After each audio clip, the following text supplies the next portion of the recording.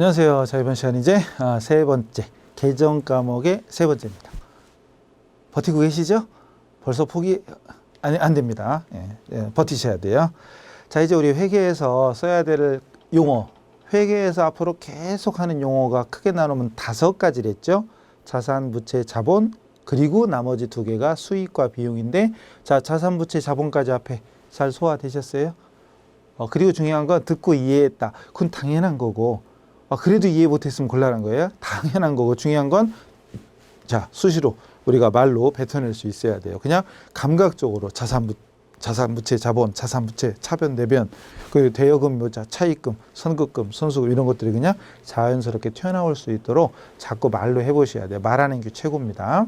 자, 이제 나머지로 갑시다. 세 번째 이제 자산, 부채, 자본, 그리고 나머지 2개가 수익과 비용인데 그 2가지가 바로 지금부터 나옵니다. 먼저 수익과 비용, 그중에 수익입니다. 수익은 돈을 버는 거예요. 말은 어렵게 하지만 결론 돈 버는 거예요. 돈 버는 거. 자, 회계는 누가 한다?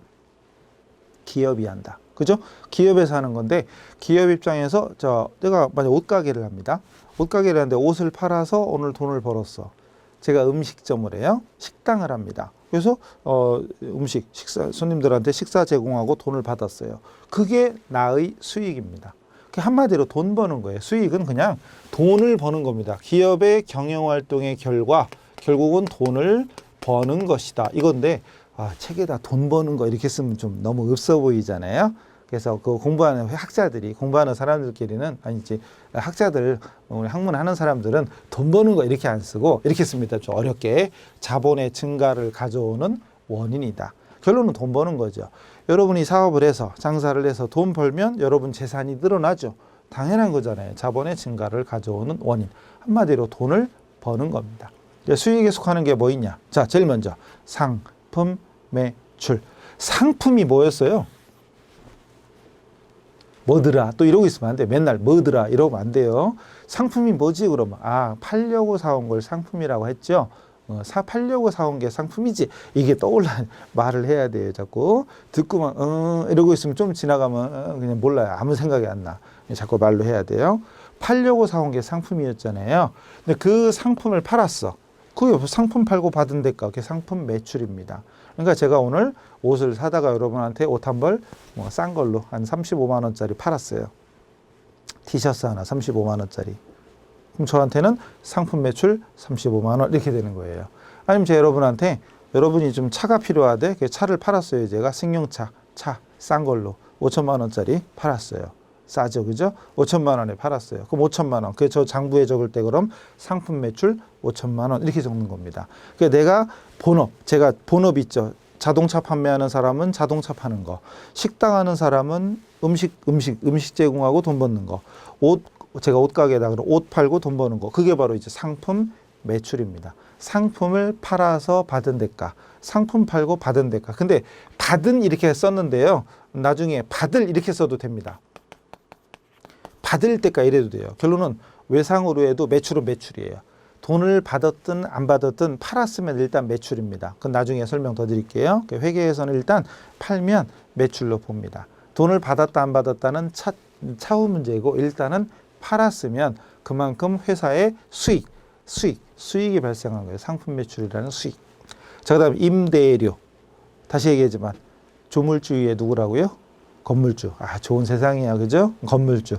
그럼 제가 건물주예요. 그럼 제가 건물을 제가 가지고 있고 세를 줍니다. 월세, 전세, 세를 줍니다. 그래서 월세를 줘. 그래서 여러분이만 세입자예요. 여러분이 사업하려고, 아니 장사하려고 들어와서 영업을 하는 사업, 여러분이 임차인이야. 어쨌든 여러분이 저한테 그럼 매달 월세를 냅니다. 그럼 저는 월세를 받는 거. 건물, 토지, 기계 등을 대여. 여기서 대여라고 썼는데 임대라고 하죠. 임대. 근데 결국은 대여입니다. 대여인데 돈을 빌려주는 건 그냥 대여고, 돈 빌려주는 거, 그리고 이게 토지나 건물 같은 거 빌려주는 건 임대인데, 어쨌든 대자가 똑같은 대자예요. 빌려준다는 개념이기 때문에 그건 중요한 게 아니에요. 어쨌든 건물, 토지, 기계 등을 빌려주고 받은 대가가 임대료. 한마디로 그냥 우리 그냥 생활 속에서 제일 쉬운 건 집세입니다. 집세 냈다, 월세 냈다 하는 거. 집세, 월세, 사무실 월세 냈다 이런 것도, 이게 이건 받은 거죠. 참 받은 겁니다. 그러니까 우리 생활 속에서는 집세 냈다 뭐 하는 거 얘기하는 거. 근데 여기서는 건물주 받은 겁니다. 임대료. 토지나 건물 등을 임대, 빌려주고 받은 대가, 임대료. 그리고 수수료. 수수료라는 건 예서 누구한테 부탁을 받고 일을 대신 해줬다든가 뭐 이런 게 수고비 받는 거죠. 수수료 받으면 수수료 수익. 집세 받으면 임대료. 물건 팔았다, 상품 팔았다. 그럼 상품 매출 이렇게 되죠. 자, 어쨌든 돈 버는 게 수익이죠. 돈 버는 게 수익이다. 그 다음 이자 받으면 이자 수익. 이자 받으면 이자 수익. 수수료 받으면 수수료 수익. 얼마나 쉬워요. 그죠? 그 다음에 단기 매매 증권 처분 이익. 단기 매매 증권 주식을 사고 팔을 때 우리 회계 장부상으로는 주식이라고 적는 게 아니라 단기 매매 증권 이렇게 적는다고 그랬잖아요. 그럼 단기 매매 증권을 팔았는데 이익 봤어요. 예를 들어서 주식을 제가 5만 원에 샀는데 8만 원에 팔았어. 아싸. 50억 샀는데 80억에 팔았어. 이야, 좋죠? 그걸 장부에 적는다면 단기 매매 증권 처분 이익이라고 적는다 이거죠. 자, 그 다음 유형자산 처분이익 써놨죠? 유형자산이라는 건 토지나 건물 같이 눈에 보이는 유형, 형체가 있는 물리, 토지나 건물 보면 알죠? 아, 저 건물, 토지 보이죠? 자동차, 차량, 기계 눈에 보이죠? 그런 것들을 유형자산이라고 하고 그 유형자산을 팔았을 때 생기는 이익. 만약에 건물을 어떤 토지를 10억에 사왔다가 12억에 팔았다. 10억에 사왔다가 18억에 팔았다. 그럼 이득 받죠. 그게 바로 유형자산 처분이익. 그게 무슨 처분이익. 어려운 얘기 아니죠? 지금처럼 위에처럼 그 단기 매매 증권을 팔아서 이익 봤다. 유형자산을 팔아서 이익 봤다. 이거 말고도 물론 또 있지만 생략하고 이런 식으로 무슨 처분이익, 무슨 처분이익 이렇게 만들면 되는데 예를 들어 영업활동과 무관하게 발생하는 이익이다. 그리고 금액이 적고 중요하지 않다. 이렇겠죠. 예를 들어 여기 폐품 처분이익 이렇게 했죠. 폐품. 예를 들어 여러분 사무실 안에 복사용지 같은 거 뭐 쓰고 나서 남은 뭐 이면지 같은 거 그거 재활용하는 데도 있지만 그냥 버리는 데도 있죠. 근데 버리지 말고 모아. 그리고 또 여러분 사무실에 못 쓰는 책이라든가 아니면 박스, 폐지 아시죠? 폐지 같은 거 모아서 팔아서 고물상 갖다 줬더니 3만 원 주더라. 3만 원 되게 많은 건데. 어쨌든 3만 원 주더라. 뭐 그런 것들. 그럼 회사로 볼 때는 그게 그렇게 중요한 거 아니잖아요. 그죠? 3만 원, 2천 원, 5천 원 이거 크게 중요한 거 아니니까 그럴 때 쓰는 말이 잡다한 이익, 잡이익이라고 합니다. 이게 무슨 처분이익 이렇게 중요하다, 금액이 좀 크다 그러면 이제 과목을 만들면 되고 별로 중요하지 않을 때는 잡이익, 잡다한 이익이다 이렇게 하면 됩니다. 그래서 상품 매출, 또 이자 수익, 수수료 수익, 그리고 특별한 거 없죠. 임대료. 임대료는 꼭 알아야죠. 여러분 임대료 받고 살 거잖아요. 그죠? 됩시다. 그렇게 임대료, 집세 받는 거 임대료, 이자 받는 거 이자 수익, 수수료 받는 거 수수료 수익. 구분할 수 있겠죠? 자, 이제 비용으로 갑니다. 비용은 이것도 회계 안 배웠어도 회계 생판 처음 들었어도 이 비용이라는 말 어렵지 않을걸요? 비용. 야, 제가 움직이면 돈이잖아요. 야, 우리 이번에 여행 가는데 비용 얼마? 비용 얼마 잡을까? 비용 얼마 계획 세울까? 비용, 그죠? 무슨 일을 하든 비용이 얼마냐? 비용. 우리가 일상적으로 쓰는 말이죠. 자, 이제 회계적으로 별거 없어요. 자, 이겁니다. 수익을 얻기 위하여, 수익을 창출하기 위하여 소비된 돈을 벌기 위해서는 쓰는 게 있어야죠. 만약에 제가 음식점을 합니다. 그럼 음식점을 하려면 가게를 얻어야 되잖아요. 가게를 사든지 얻든지 해야 되죠. 만약에 얻었으면 이제 월세 내야 되잖아요. 그리고 또 집기 비품 사야죠. 그리고 그건 뭐 비품이라고 치고 어쨌든 그 다음에 인테리어 하고 그리고 간판도 달고 그리고 종업원도 모집해서 종업원한테 월급도 줘야 되고 전단지도 종종 뿌려야 되고 뭐 그리고 뭐 식당이 이랬죠. 그럼 아까 저기 뭐였지? 아, 식당에 가면 저기 뭐야 티슈 같은 거 이런 것도 좀 놔야 되고 뭐 기타 등등 들어갈 돈이 많죠. 수도요금, 전기요금 내야 되고 하죠. 그런 것들이 다 수익을 얻기 위해서 쓰는 거잖아요. 그죠? 쓰는 돈이 비용입니다. 수익을 얻기 위해서 쓰는 돈, 결국은 쓰는 거예요. 여기 소비라고 써놨는데 수익을 얻기 위해서 결론은 쓰는 돈, 쓰는 겁니다. 쓰는 거, 돈 쓰는 거예요. 그리고 이제 학문적으로는 자본의 감소를 가져오는 원인이다 이렇게 된 거죠. 자본의 감소를 가져오는 원인. 수익은 자본의 증가를 가져온다. 비용은 자본의 감소를 가져온다 라고 학문적으로 하지만 결론적으로는 돈 버는 게 수익, 벌기 위해서 쓰는 건 비용, 쓰는 게 비용입니다. 첫 번째가 상품 매출 원가네. 우리 전산회계에서는 정말 이제 앞으로 정말 많이는 아니고 그냥 자주 접할 수 있다 뭐 그런 정도. 자, 매출한 상품의 원가라고 써놨죠. 매출된 상품의 원가를 줄이면 줄인 건 줄인 거지. 상품 매출 원가죠. 매출한 상품의 원가. 예를 들어 원가라는 말 들어보셨어요? 원가? 못 들어봤어요? 오늘 들어봐야죠. 원가는 구입한 가격. 구입 가격이죠. 얼마 주고 샀느냐 쉽게 얘기하면 구입 가격입니다. 만약에 제가 식당을 그렇고 신발 가게를 할까요? 신발 가게? 신발 좋아하세요? 가끔 그런 분이 많죠. 아이고 우리 애기들 집에다가 우리 애기들이 막 2천 개가 있어, 2천 켤레가 있어, 막 그죠? 우리 애기들. 저는 그런 거 없어요. 그냥 신발은 신발이고. 어쨌든 해서 근데 제가 20만 원에 사왔어요. 20만 원에 사왔는데 팔아야죠. 판매한 가격, 판매가인데 이 판자를 빼면 그냥 매가잖아요. 우리 회계하는 사람들은 판매가 이런 표현은 별로 안 하고 그냥 매가 이렇게 표현합니다. 또는 매출 가격 같은 말이죠. 매출이라는 말이 판매라는 말이니까 매출 가격, 이것도 줄이면 매가가 되는 거예요. 그래서 앞으로 회계하는 사람들은 판매가 또는 그냥 매가 이렇게 표현합니다. 예를 들어서 사올 때 20만 원 주고 사왔다. 그럼 얼마에 파실래요? 22만 원. 그럼 망해요. 40만 원 뭐 이렇게. 너 싸게 팔았나? 40만 원. 도둑놈이라고요? 이 정도 가지고요? 아이고, 세상 너무 순진하시네. 20만 원짜리 가지고 80만 원에 팔고 그러는 거예요, 원래. 어쨌든 40만 원 싸게 받는 거예요. 어쨌든 그럼 40만 원에 팔았으면 어쨌든 그 판매된 상품의 원가, 이 원가를 우리는 그냥 원가라고 했단 말이죠. 근데 우리 회계 장부에 만약에 기록한다면 그냥 원가가 아니라 바로 상품 매출 원가, 매출된 상품의 원가다. 이거를 매출원가라고 합니다. 매출원가, 상품 매출원가, 매출원가. 이 매출원가라는 표현 앞으로 종종 만날 거예요. 엄청나게 자주는 아닌데 종종 만납니다. 매출원가. 그러니까 결론은 매출액을 올리기 위해서 이만큼 들어간 거잖아요.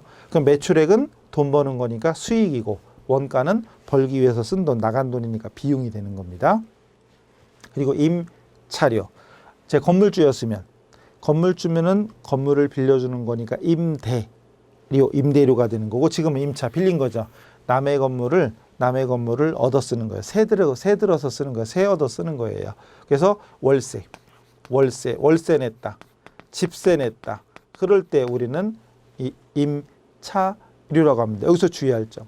우리 실생활에서는 사실 사회에서는 이 집세를 낼 때 사람들이 임차료 냈다 이런 사람 별로 없을걸요. 뭐라고 해요?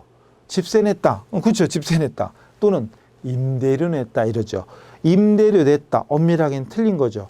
회계하는 사람들은 틀린 겁니다. 내는 건 그렇죠. 임차료를 내는 거지. 받는 게 임대료입니다. 굳습니다. 임대료, 임차료 구분해야 됩니다.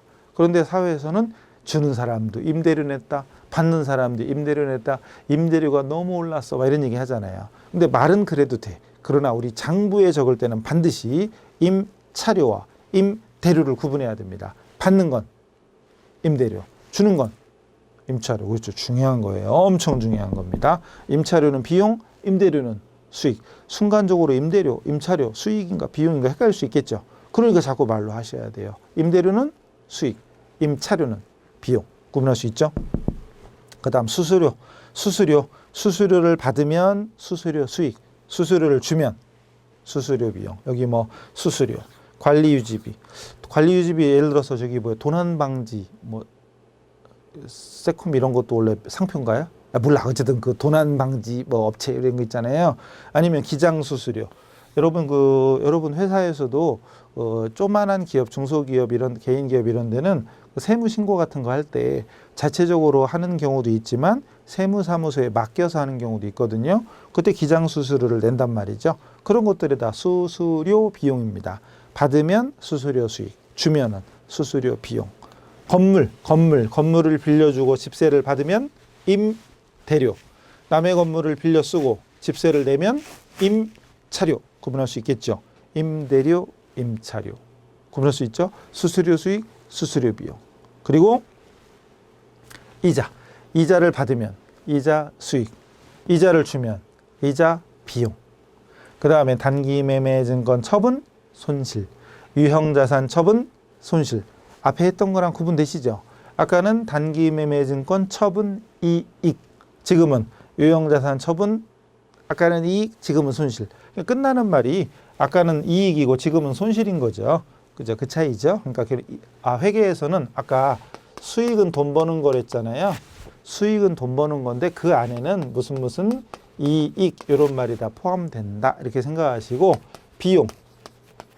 비용에는 반대로 무슨 손실 이것도 포함된다 이렇게 생각하시면 돼요. 손실자 나오면 비용이고 이익자 나오면 수익이다. 이것도 앞으로 계속 나오니까 무슨 이익은 수익, 무슨 손실은 비용. 아시겠죠? 중요한 겁니다. 꼭 구분하세요. 중요한 거예요. 아시겠죠? 예. 그 다음 잡손실은 손실은 손실인데 영업활동과 무관하게 발생한다. 그리고 금액이 적고 중요성이 없다. 잡다한 손실 그랬죠? 도난이나 분실. 요즘은 동전도 갖고 다니는 사람 별로 없는데 저도 지금 가끔가다 지갑도 놓고 다닐 때가 많아요. 폰 하나 들고 다니면 폰에 왜 여러분 뭐 폰에 따라서 뭐 무슨 페이 이런 것도 있고 아니면 카드 하나씩 넣고 다니고 그러잖아요. 또 저도 카드 넣고 다니니까 폰만 이렇게 들고 다니면 뭐 지갑 없어도 써요. 근데 이제 저도 예전에는 그 카드 많이 안 쓰고 할 때는 현금이나 동전이나 지폐 현금을 좀 들고 다녔죠. 주머니 하면은 가끔 떠르릉 저기 동전 소리 나고. 근데 제가 오다 가다 지금은 자판기도 별로 안 쓰는데 자판기에 음료수 빼먹으려고 돈 꺼내려고 하다가 또르륵 굴러가지고 하수기에 빠졌어. 그럴 수도 있지요. 없었나요? 저 그런 적이 있긴 있어요. 동전 흘려가지고 빠진 적 있어요. 그럴 때 쓰는 게 잡손실이에요. 잡손실. 내가 어떤 돈을 손해 봤는데 뭐라고 쓸 명확한 말이 없어. 그럴 때 잡손실. 잡이익, 잡손실. 어쨌든 뭐 크게 중요한 건 아니고. 그 다음 급여, 월급 주는 거. 여러분이 가게를, 회사를 크게 하든 적게 하든 종업원을 두면 월급 줘야 되잖아요. 급여라고 합니다. 월급 주는 걸 급여. 그냥 우리는 월급, 페이, 봉급 이러면 되지만 우리 이제 공식 용어는 급여입니다. 주는 거니까 비용. 복리후생비 이거 엄청 많이 나와요. 복리후생비 복리후생비도 엄청 나오고 밑에 접대비도 엄청 나옵니다. 앞으로 진짜 많이 만날 거예요. 근데 어렵지는 않죠. 복리후생비는 직원들, 임직원들, 우리 회사 직원들한테 무상으로 지급하는 물건이나 금전, 회식비, 경조사비, 화환, 축하금 등의 경비. 중요한 건 누구한테 쓰는 거? 그렇죠. 임직원들, 우리 직원들한테 쓰는 게 복리후생비고, 접대비는 누구한테 쓰는 거? 거래처. 거래처를 위해서 돈이나 물건을 쓰거나 경조사비 내거나 화환 있죠. 왜 경조사에 따른 화환 지급하고 이런 경우 있잖아요. 거래처에 뭐 결혼식이 있다. 축하 화환 보내는 거. 뭐 누가 돌아가셔가지고 저기 장례를 치른다. 그럼 장례식장으로 화환 보내고 하는 거 있죠. 그런 것들을 다 접대비로 처리합니다. 복리후생비는 우리 직원들, 우리 회사 직원들. 앞으로 굉장히 많이 나와요. 접대비, 복리후생비. 물론 돈 나가는 거니까 다 비용입니다. 여비, 교통비. 글자 그대로 여비, 교통비잖아요. 여비, 교통비, 여비. 출장비 같은 거, 교통비 같은 거, 뭐 교통, 버스, 택시, 뭐 기차요금 이런 것들, 업무상 필요한 교통비. 통신비, 전화요금, 우편요금, 인터넷 사용료. 그리고 회사에도 저희 TV 같은 유선 TV 같은 게 있을 수 있죠. 위성 TV 같은 거 이런 거. 어쨌든 인터넷 요금 이런 것들이 다 통신비, 돈 나가는 거 비용. 수도 광열비, 수도 전기 가스요금, 수도요금, 전기요금, 냉난방 가스요금, 수정가 시원하고 그거 아닌가? 어쨌든 수도 전기가스, 수도 전기가스. 뭐 어려운 건 아니니까. 자, 복리후생비, 접대비 많이 씁니다. 앞으로 많이 나옵니다. 자, 다음 세금과 공과. 이건 세금이라는 말과 공과금이라는 말이 합쳐진 말이에요. 세금, 공과금 합쳐진 말이에요. 세금은 재산세, 자동차세, 사업소세 등등등. 회사가 내는 세금, 회사가 내는 거예요. 그리고 공과금은 무슨 회비, 협회비, 조합비, 협회. 여러분이 그 음식점이다. 그런 음식점에 관련된 협회, 제가 유치원을 해요. 유치원에 관련된 협회가 있죠. 그죠? 제가 노점상을 합니다. 노점상 협회도 있어요. 있어요, 진짜. 전노련, 전국 노점상 연합회 있어요. 그런 회사가 속한 단체에 납부하는 회비, 사적인 개인적인 동창회비 이런 거 말고 항상 우리는 개인이 아니라 회사를 했어요. 기업이 됐어요. 그죠? 기업의 입장에서 생각하셔야 돼요. 아시겠죠? 다시 회사가 회사 업무상 필요한 세금, 재산세, 자동차세 같은 거 세금, 그리고 회비, 조합비 이런 것들은 세금과 공과라고 하더라. 비용입니다. 수선비, 글자 그대로 수리비, 보험료, 화재보험이나 자동차 보험에 가입하고 내는 보험료, 돈 나가는 거, 비용. 그리고 이것도 엄청 많이 써요. 차량 유지비. 차량 유지비 우리 전산에게 되게 좋아합니다.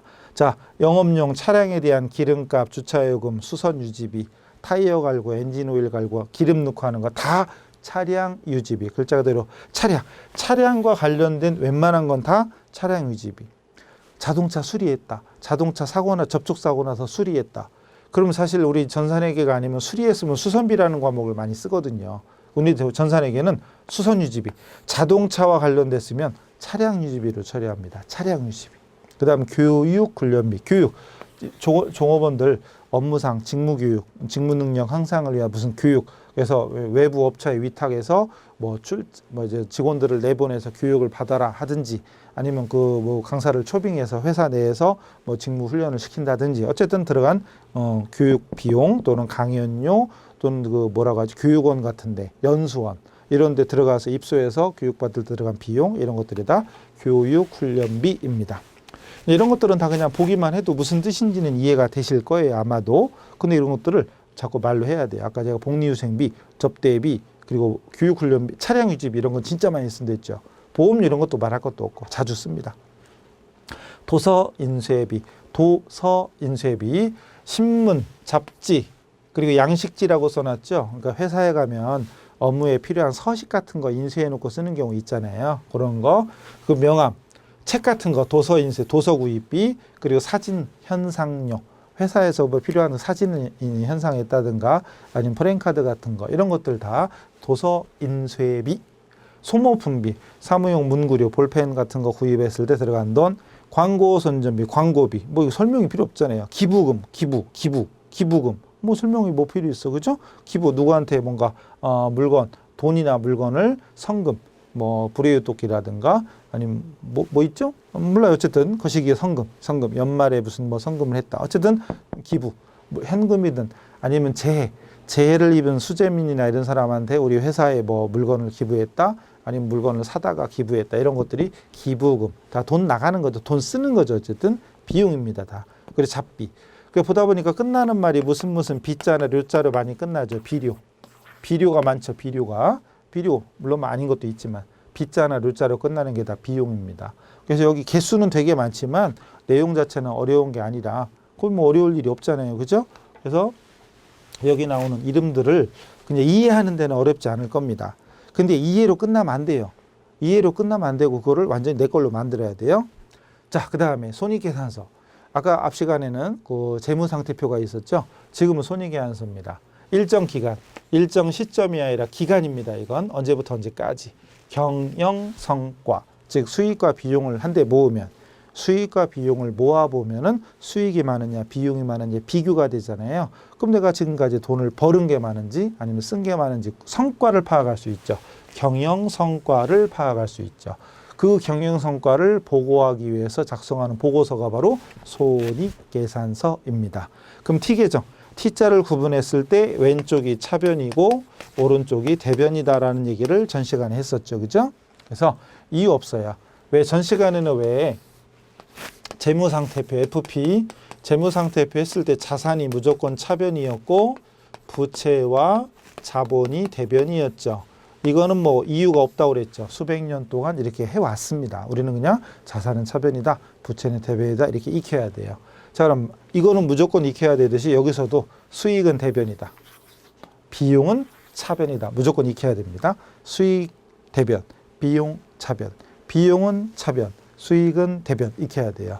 그럼 만약에 수익 비용을 적었더니 수익이 1,000억 원인데 비용이 만약에 700억이다. 그럼 300억만큼이 실질적인 이득이죠. 수익에서 비용을 뺀 나머지를 당기순 이익이라고 하더라. 뭐 어려운 얘기 아니죠? 수익은 돈 버는 거고 비용은 돈 벌기 위해서 쓰는 것이고 수익은 대변이고 비용은 차변이다. 그리고 만약에 비용이 더 많으면 손실이죠. 수익 100억 벌었는데 200억 썼으면 100억 손해봤죠. 손실입니다. 공식 같은 거 외우려고 신경 쓰지 마시고 중요한 건 자, 비용은 차변, 수익은 대변이다.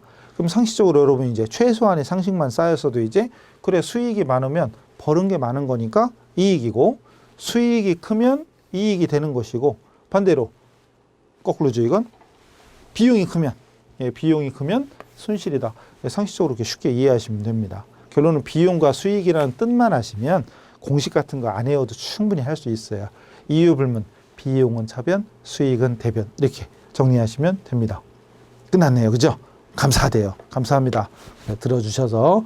그럼 지금까지 3강을 통해서 개정 과목 중에 필수적으로 알아야 될 기초 용어를 먼저 했어요. 그죠? 여기까지를 빨리 익숙하게 숙달시켜야 돼요. 자산, 부채, 자본, 수익, 비용, 뜻. 그리고 거기에 속하는 현금, 예금, 뭐 보통 예금, 당조 예금에서부터 지금 마지막에 잡비까지 있었나? 잡비 있었죠. 기억 안 나요 또? 잡비는 뭐 금액이 적고 설명 안 했어요? 죄송해요. 금액이 적고 별로 중요하지 않은 잡다한 소액의 지출. 금액이 적고 중요하지 않은 잡다한 지출이 잡비. 그래서 지금 아까 무슨 비료 막 그런 얘기 했었죠. 왜? 그래서 이런 것까지 최소한의 자주 써야 될 용어들이에요. 반드시 숙지하셔야 됩니다. 그리고 이해만 하는 게 아니라 자꾸 말로 뱉어서 그냥 무슨 얘기 딱 나오면 아 이거 자산이다. 이건 비용이다. 부채다. 이렇게 자꾸 얘기를 하셔야 돼요. 아시겠죠? 재무상태표 차변에 뭘 적는다고요? 자산. 대변에 부채. 그리고 자본. 손익계산서 대변에 수익. 차변에 비용. 수익이 많으면 이익. 비용이 더 크면 손실. 어려운 얘기 아니죠? 자, 그래서 일단 기초 회계 원리 중에 분계를 하기 위해 본격적인 분계를 하기 전에 개정 과목을 익히는 강의를 먼저 했고요. 다음 시간부터는 이제 분계 특강 들어갑니다. 분계를 우리 기초 수준에서 이제 유형별로 모아가지고 아주 쉽고 재미있게 할 수 있게 준비를 했으니까 또 계속해서 들어주시기 바랍니다. 자, 이번 시간 여기서 마치죠. 수고하셨습니다.